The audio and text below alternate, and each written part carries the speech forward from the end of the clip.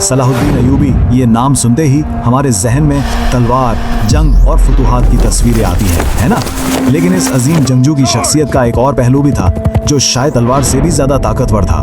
آئیے اس حکمران کی کہانی کے اس رخ کو دیکھتے ہیں جہاں وہ ایک جنگجو کے ساتھ ساتھ ایک عالم بھی تھے۔ جب ہم سلطان صلاح الدین ایوبی کا نام سنتے ہیں تو ذہن میں کیا آتا ہے؟ یہی نا کہ ایک عظیم فوجی رہنما، یروشلم کا فاتح، صلیبی جنگوں کا ہیرو۔ یہی وہ تصویر ہے جو تاریخ نے ہمیں عام طور پر دکھائی ہے۔ تاریخ انہیں ایک بہت ہی طاقتور حکمران اور ایک نڈر فاتح کے طور پر یاد رکھتی ہے۔ میدان جنگ میں ان کی طاقت تو ایک مثال تھی، لیکن سوال یہ ہے کہ کیا ان کی شخصیت بس اتنی ہی تھی؟ سچ تو یہ ہے کہ یہ تصویر ادھوری ہے۔ جی، اس جنگی ہیرو کے کردار کا ایک ایسا رخ بھی ہے جسے اکثر نظر انداز کر دیا جاتا ہے، ایک ایسا پہلو جو ان کی اصل طاقت کو ظاہر کرتا ہے، اور وہ طاقت تلوار میں نہیں بلکہ علم اور کردار میں تھی۔ تو آئیے اس دلچسپ پہلو کو ذرا کھوجتے ہیں۔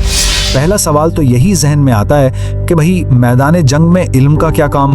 یہ سوچنا بھی عجیب لگتا ہے کہ جنگ کی افراتفری میں کوئی علم حاصل کرنے کے بارے میں سوچ بھی سکتا ہے، اور یہ بات واقعی حیران کن ہے۔ تاریخی ذرائع بتاتے ہیں کہ جنگ کے دوران اپنی فوج کی صفوں کا معائنہ کرتے ہوئے بھی وہ علماء سے حدیث شریف یعنی پیغمبر اسلام کے اقوال سنا کرتے تھے۔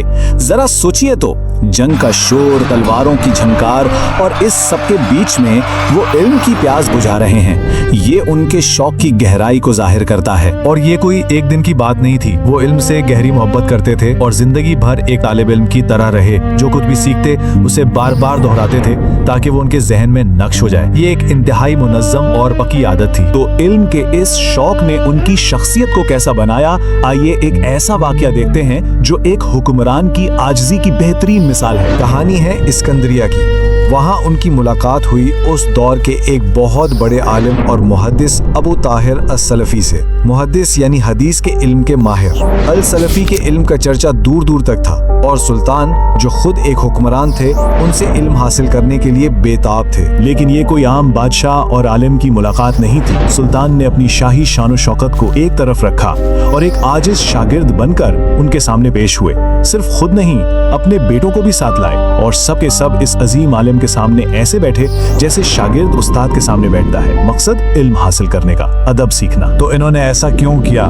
مقصد بالکل صاف تھا۔ سلطان دنیا کو یہ پیغام دے رہے تھے کہ دیکھو، علم کے سامنے بادشاہ اور فقیر سب برابر ہیں۔ علم حاصل کرنا ہے تو عاجزی اپنانی پڑے گی۔